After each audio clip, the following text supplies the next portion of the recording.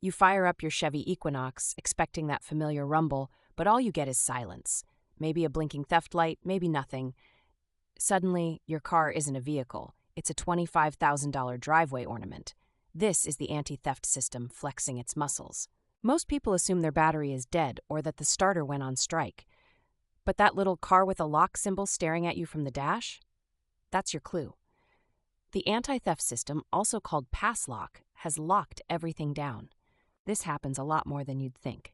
Data says nearly 15% of no-start complaints in Chevy Equinox models tie directly to these anti-theft glitches.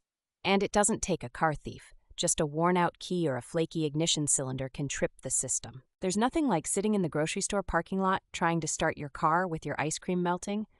Painful. Most people's first instinct is panic. They call AAA or start Googling for a tow, but there's a basic reset you can try before that. Here's the first thing I recommend. Turn the key to on, not start, just on. Let all the dash lights come on. Leave it there for 10 minutes, even if it feels like an eternity. The anti-theft light will often stop blinking when the system resets. Pro tip, don't touch anything during these 10 minutes. Hands off the wheel, keys, even radio. Just let the car sit. Interrupt the process. You have to start all over. The success rate with this trick is shockingly high, around 60% in my experience. If the light turns off, turn the key off, then wait a few seconds. Now try to start your Equinox. About 2 out of 3 times your car will directly fire up. If it doesn't, repeat the entire process once more. Patience isn't just a virtue, it's a necessity. Now, if you still get a stubborn no start, check your key. Old, worn-out keys sometimes get red as suspicious, like when your own phone doesn't recognize you in sunglasses. If you have a spare key, try using that instead. If neither key works, then you may have a deeper problem. Faulty ignition switch or a sensor in the steering column can trigger false alarms.